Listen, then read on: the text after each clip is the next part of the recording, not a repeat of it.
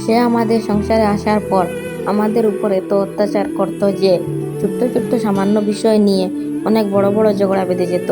এইসব সহ্য করতে না পেরে হাজব্যান্ড আমাদের জন্য যা আনতো তার সব কিছু ভাগ করে আমাদের মধ্যে বাটুরা করে দিয়ে দিত। তার অত্যাচার আমাদের মুখ বুজে সহ্য করে নেওয়া ছাড়া আর কিছুই করার ছিল না। এইরকম কোনো রকম দিন কাটতে থাকলো। এইভাবে আমাদের সন্তানরা অনেক বড় হয়ে গেল। তার ঠিক 20-22 বছর পরে আপুর ছেলে তখন অনেক বড়। তখন সে বুঝতে শিখলো তখন সে নাকি আর বাড়িতে থাকবে না। তাই সে পালিয়ে প্রবাসে চলে যায়।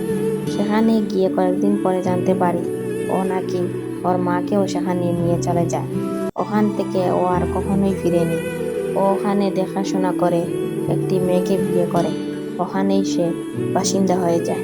তারপর আমার বড় যে সতীন, ওনার যে মেয়ে ছিল ওকে বিয়ে দেওয়া হয়।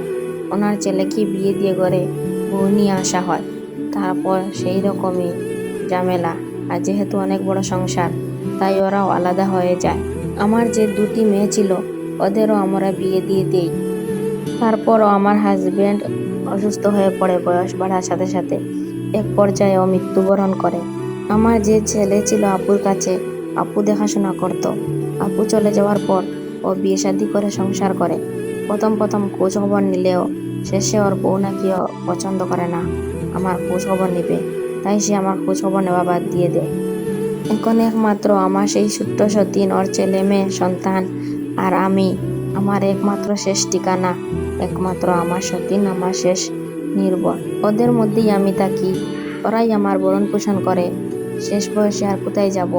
আর যে আমার কোনো আশ্রয় নেই। ওদের সংসারে থাকতে হলে তো কিছু কাজ কাম করতে হবে।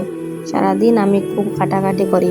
সংসারের যা যাবতীয় কাজ কর্ম, রান্না বাড়া সব কিছু আমি করি।